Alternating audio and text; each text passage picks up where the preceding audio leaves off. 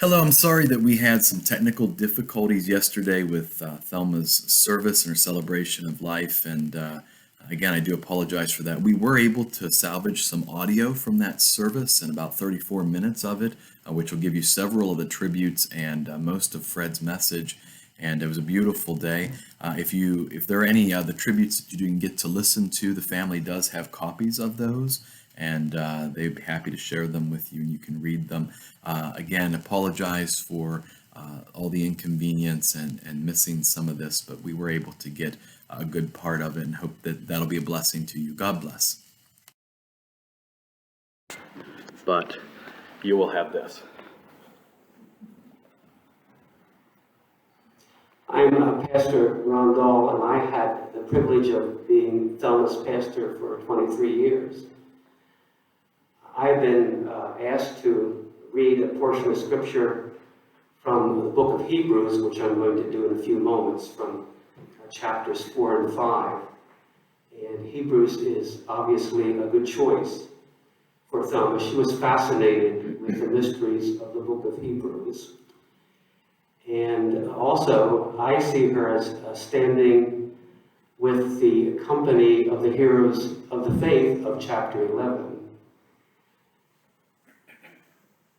Thelma was an exemplary Christian and wife and mother.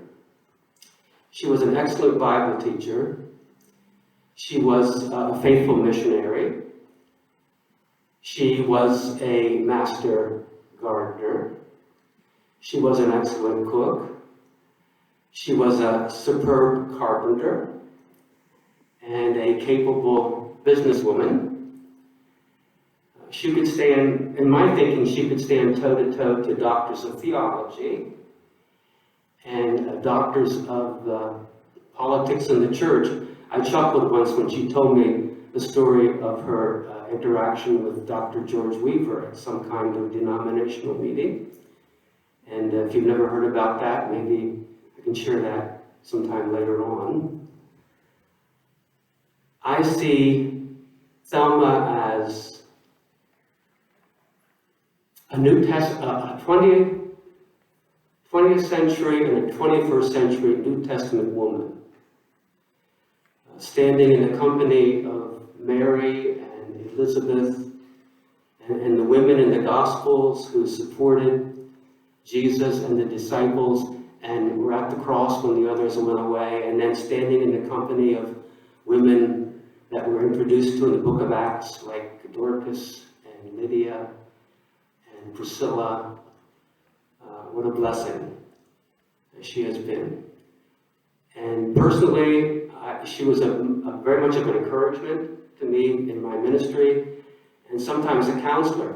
And I remember coming sometime very early in my pastorate here, and I had some kind of frustration about leadership here.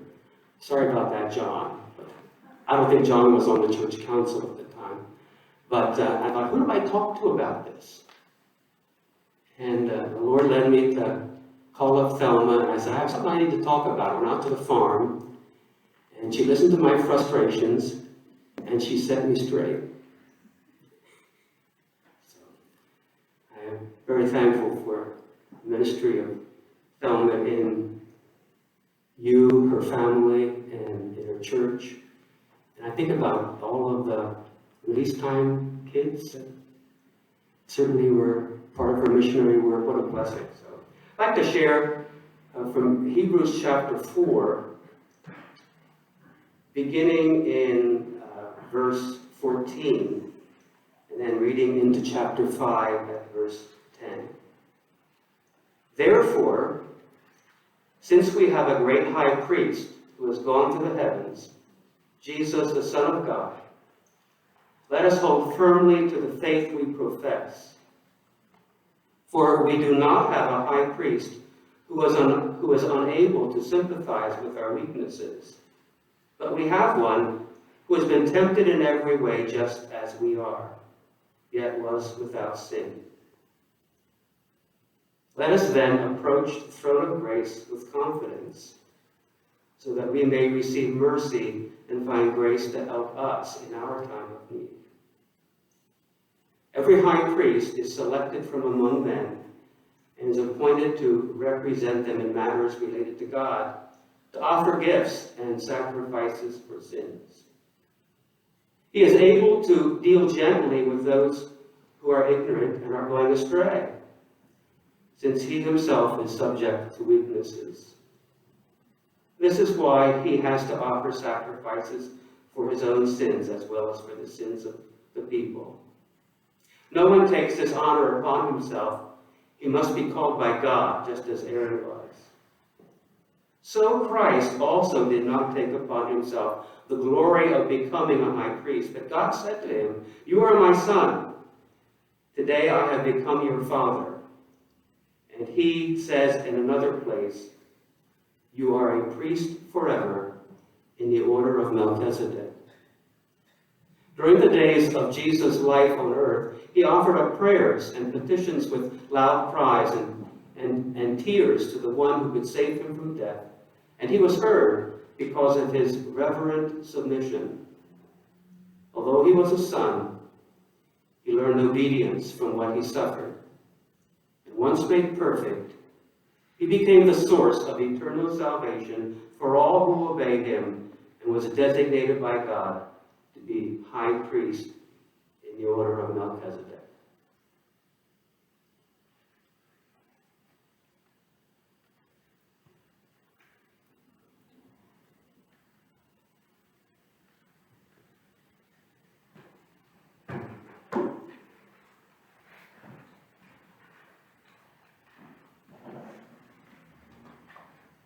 I'm Dan Smoker. Matt and I get confused a lot.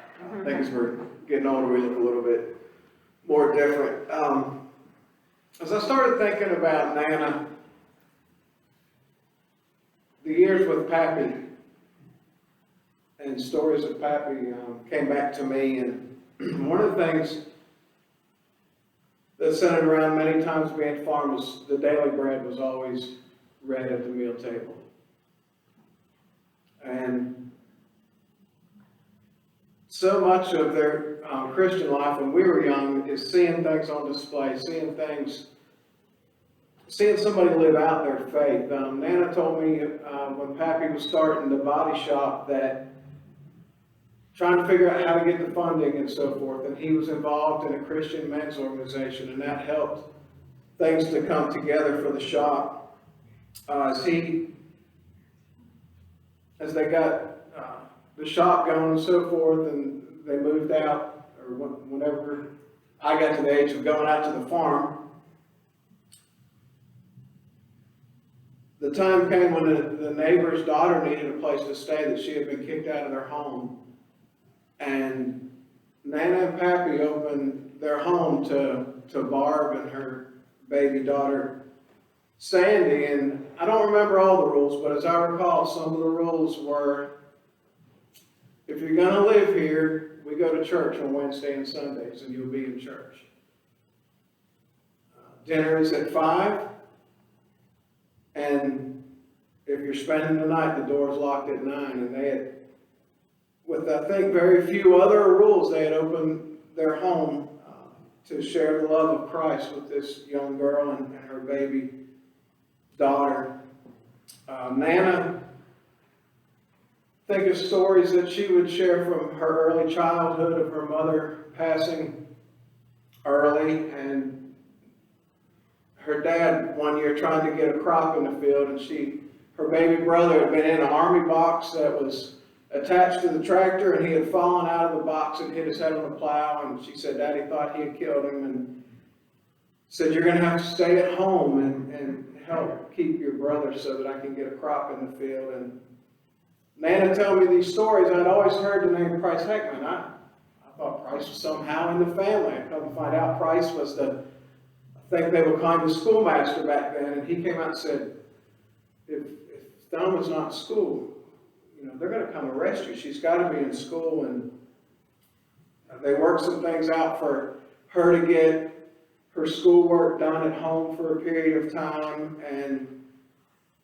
girls, I know, didn't graduate from high school back then, but the time came she was able to test out of school and tested so highly out out of the classes at probably what we would consider today 6th, 7th grade, and then I look at how she studied the Bible, and I don't know, it seems like she read through a book every other day, something that I'm still not able to do to this day. The farm was a place of many memories, I think, for all of us. The sign that hung over the mailbox said Alan Raybuck from the church here made Catatoga on a conic of Gwinnett that Kathy had given to him one year. The farm seemed to come to the name of Catatoga, going to Catatoga. I think of meals of mush in the wintertime, maybe coming off the creek or off the pond from ice skating and being able to have a bowl of mush. When Pappy was alive, there was always a stash of Whoppers and Russell Stover candies to have after a meal. And always Pappy's sense of humor. I remember the carbide in the can, and then he eventually got a cannon, and I don't know that Nana was as enamored with carbide and firecrackers as Pappy was, but he sure enjoyed them. And there's a sign that, from what I've heard, was placed on Nana's side of the bed one day that said, no trespassing violators will be shot. That was the sense of humor that I remember from him. Nana said she wanted a bigger kitchen. And Pappy said, well, we could try, but we'd never be able to match the stonework. And she said, I think I could do it. He said, Thelma, you can't do the stonework. Well, the retaining wall below the garage was built to show Pappy that she could do the stonework. And then the addition to the kitchen was added, and she did the stonework, and Pappy placed a plaque on the outside of the house that the masonry work had been done by Thelma Jones. She enjoyed woodworking. Most woodworkers have the scars of woodworking. She had at least 2 incidents that we're familiar with that resulted in trips to the doctor. Talked recently about how even like fixing wicker chairs, whenever she put her mind to it, she wanted to redo the wicker in a chair, she could. Now we can go to the internet to do that, but I don't know how she got the resources to do all the things that she somehow figured out how to do. We think that probably she ran a chainsaw till she was about 92 years old. Always enjoyed cooking on the wood stove and helping cut firewood. She's gotten me in trouble being inquisitive and asking questions of sometimes people.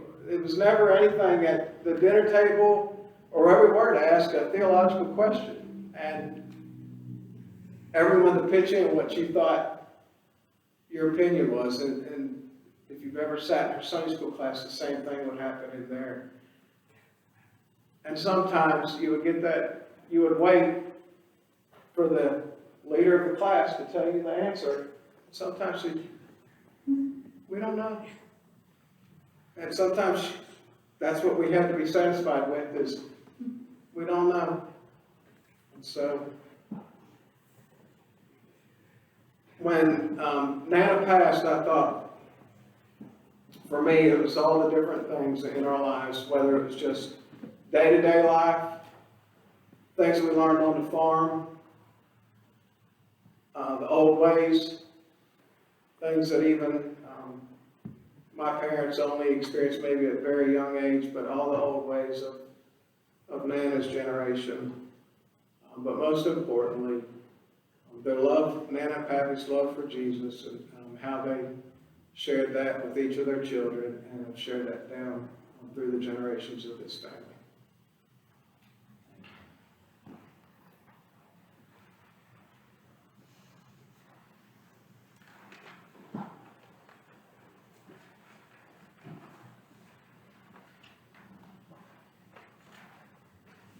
Good afternoon. I'm Beth Softly Pocock, eldest granddaughter for Nana.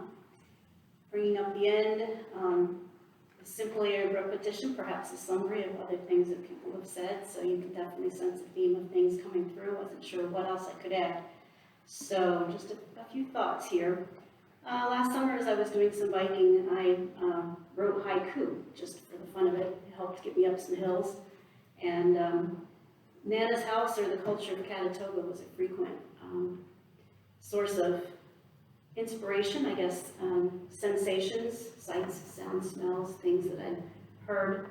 So I pulled out one of them that I had written concerning that, recognize some themes here.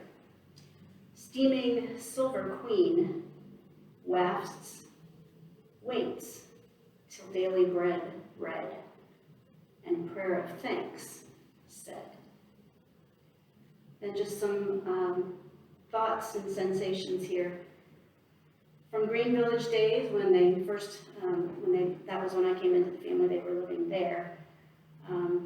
Talking CEF and flannel graph, silking corn behind red shed, cooking, canning, wringing clothes by roller, hanging clothes, probably Arm and Hammer when I use that laundry soap, it smells like her laundry. Stripping pods off lima beans, always plenty of food to feed the crowd. And moving back to Catatoga, fixing fire, barrowing wood from shed to house, tending trees, trying tapping trees for maple syrup, keeping bees, catching bees, spinning honey, frequently experimenting with making something new. Planning reunions, staying in touch, always sending cards and letters, writing, reading, listening to Paul Harvey, studying, pondering, exchanging thoughts on God, always sharing testimonies of God's faithfulness. Faithful to church and prayer meetings, committed to missions of many kinds, giving home building skills to Russia. Gentle, humble prayers of supplication, an inquiring mind, yet guided by simple trust in Him. A godly example. The last time I saw Nana was when I was here over Labor Day weekend, and I read her the next chapters in Laura Ingalls' book that she was enjoying. And then, knowing her pleasure in discussing spiritual things, I shared some of my thoughts on the Sunday school lesson I was preparing to teach that week on the Lord's Prayer. I said I was planning on opening class discussion with the question, how did you learn to pray? And so I asked her the same question. How did you learn to pray, Nana? With little hesitation, she responded simply, by doing it. Amen and amen.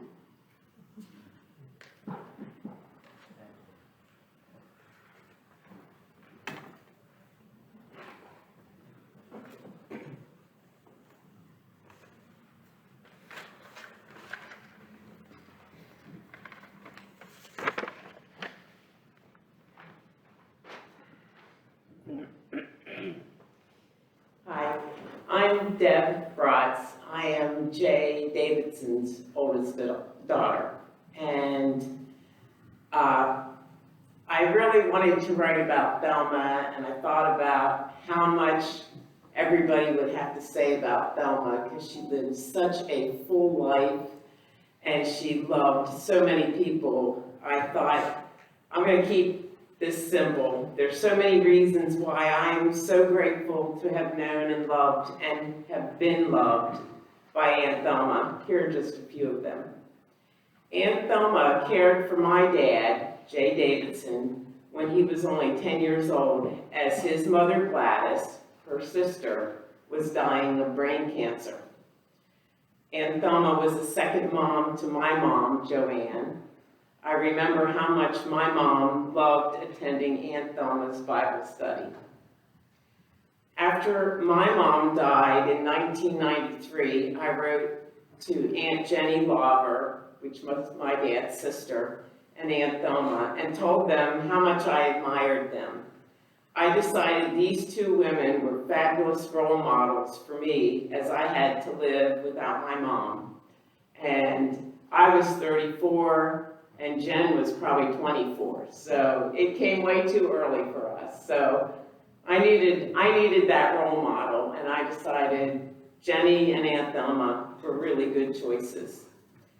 After all these years, I've had wonderful memories of attending the Bright reunion. What always struck me about the reunions was how much we all laughed and enjoyed each other's company, and how delicious the food tasted. Everybody in that family learned how to cook, except us. We didn't have much of a Aunt Thelma connection because Jen and I never learned how to cook.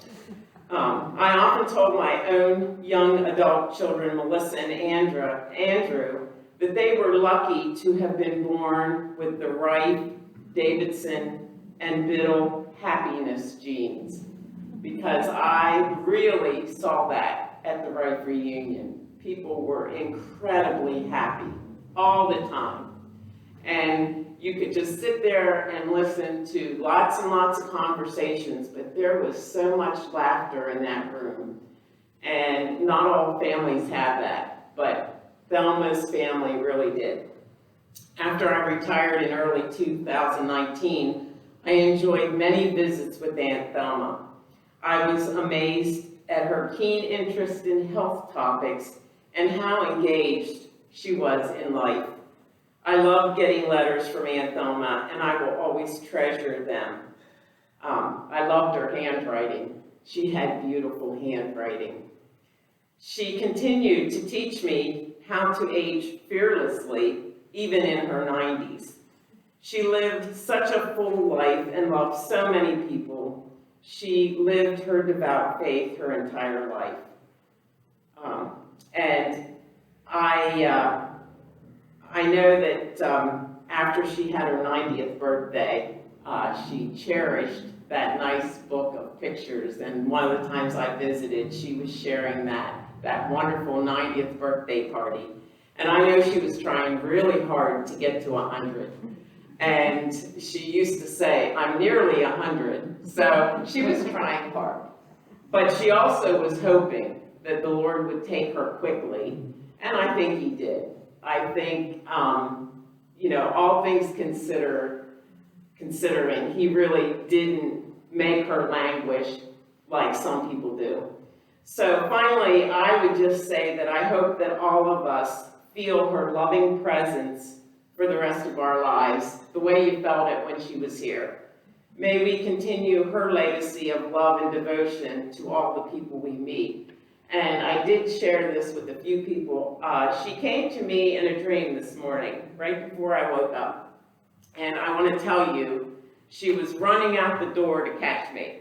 So I think she just wanted me to let everyone know that she's got her legs back. And I'm sure she has a lot of work to do. And I just hope that all of you get to embrace her presence anytime you need it, because I think if she can do it, she will.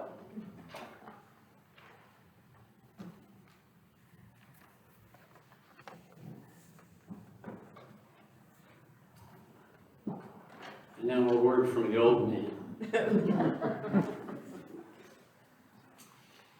Mother's favorite hymn. I wish we could have sung it today, but I think it probably is unfamiliar to many of the younger generations, but I would like to read the words for you of Day by Day. Day by day and with each passing moment, strength I find to meet my trials here, trusting in my Father's wise bestowment. I have no cause for worry or for fear. He whose heart is kind beyond all measure gives unto each day what he deems best. Lovingly, it's part of pain and pleasure, mingling toil with peace and rest.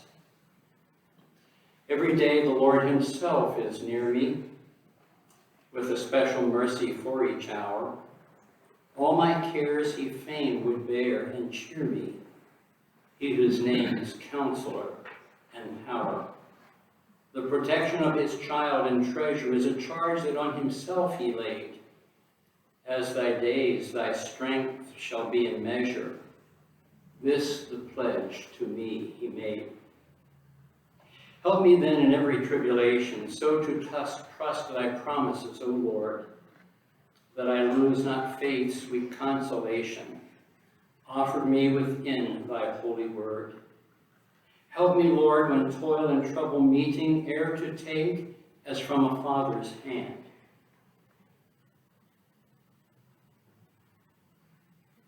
One by one, the days, the moments fleeting, till I reach the promised land. On behalf of myself and my sisters, I want to thank Pastor Matt for being a part of this service, current pastor at Green Village Church of God. I want to thank Pastor Rondell, former pastor, for the part that he has played in this service, along with all of the grandchildren and the others who have shared their thoughts, their memories.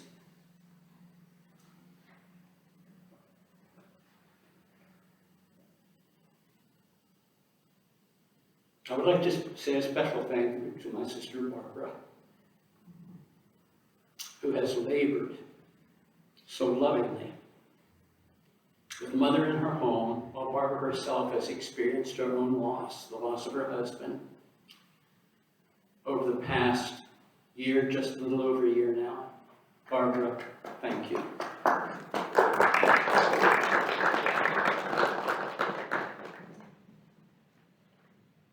There are two things I never doubted about my mother. One was her unconditional love for me. The other thing I never doubted was that I was her favorite son. But I have to confess that it did not always make her proud.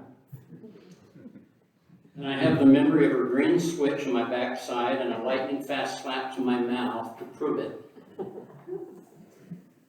After we moved to Birmingham, my family and I, over 34 years ago now, Mother and I kept in constant touch with each other through a weekly letter, so that she knew what was going on in our lives, and we knew what was going on in her life. And yes, time and time again, she would say in her letters, I'm old and I'm slow, but I'm fine. As a basis for the brief meditation this afternoon, I want to turn our attention to a few verses that you might find a bit unusual, perhaps, taken from Psalm 73. Beginning at verse 21, reading through verse 26. When my heart was grieved and my spirit embittered, I was senseless and ignorant. I was a brute beast before you. Yet I am always with you. You hold me by my right hand. You guide me with your counsel, and afterward you will take me into glory. Whom have I in heaven but you? And earth has nothing I desire besides you. My flesh and my heart may fail, but God is the strength of my heart and my portion forever. If you're not familiar with Psalm 73, I think it is probably the most transparent psalm in all of the Bible. Asaph is the author, and he opens with a bold declaration in verse 1, surely God is good to Israel, to those who are pure in heart. Immediately, however, Asaph makes an equally bold confession. He says, but as for me, my feet had almost slipped. I nearly lost my foothold, for I envied the arrogant when I saw the prosperity of the wicked. A few verses later on in that psalm, he tells us why he experienced such dismay. He said, this is what the wicked are like, always carefree. They increase in wealth. And that leads him to yet another confession, down in verses 16 and 17.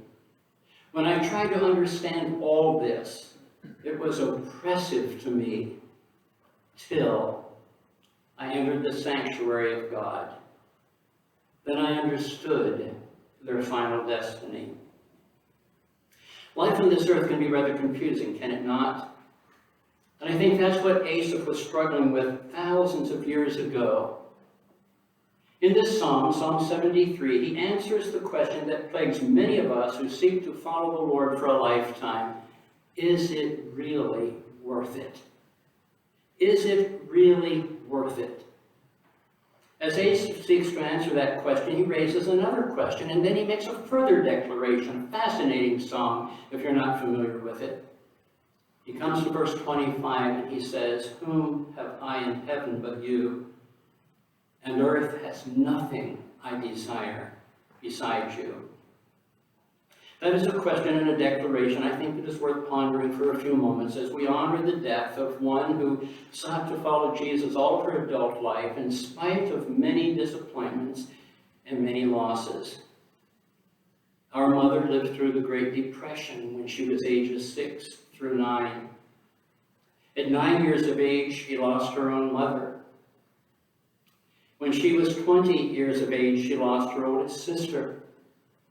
She raised two of her two oldest children without the physical presence of her husband for 2 years, 7 months, and 26 days while he was serving in the army. She lived with the anxiety of not knowing where in the world he was for 1 year, 6 months, and 6 days as he served our country in Europe during World War II. She lost her father when she was only 24 years of age. She confronted her husband's cancer at 46 years of age. She contracted breast cancer herself at 54 years of age. And then she lost her husband of 40 years at just 59 years of age. And she lived as a widow for 38 years. In addition to that, she experienced the loss of all 5 of her siblings. In light of all of her losses, was it really worth it, Mother?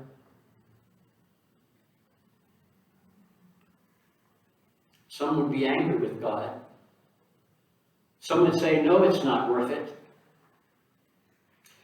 But even if she had not experienced all of those losses, is there anything in this earth that is worth desiring more than God? Asaph's answer was a very resounding no. And he supports his answer with several different reasons that I just want to mention very, very briefly in these few verses. He says, first of all, that in God there is security. Verse 23, "Yet I am always with you. You hold me by my right hand." And the picture that springs immediately to mind is of a loving parent with a son or daughter walking down a path together, hand in hand. Actually, Jesus himself gives us a picture that is even more intimate than that. In referring to his followers, he declared, "No one can snatch them out of my hand. My Father who has given them to me is greater than all. No one can snatch them out of my Father's hand." In God there is tremendous security. It is a security that served Mother well for a lifetime and that also prepared her for death. Asaph also suggests to us here that in God there is wisdom. He says in verse 24, "You guide me with your counsel." I had a friend in Birmingham who has since gone to be with the Lord, but he was fond of saying common sense is not all that common. And he was absolutely right. But that is also true of genuine wisdom. It's in short supply upon the earth, I think particularly in our day. What often passes as wisdom is little more than personal opinion, or the pooling of human ignorance, thanks in large part to the social media. The psalmist declared that the man or woman is blessed in Psalm 1:1 who does not walk in the counsel of the wicked. The Bible is clear in Psalm 111 and again in Proverbs 9 that the fear of the Lord is the beginning of wisdom. In other words, you don't know anything until you know him in reality, until you know his spiritual truth. James urges us in James 1:5, "If any of you lacks wisdom, he should ask of God, who gives generously to all without finding fault, and it will be given to him." You simply don't find wisdom anywhere else. That is wisdom that served Mother well for a lifetime and prepared her for death. My mother and her wisdom when I was a young man. I was in junior high, I think early high school. My mother said to me,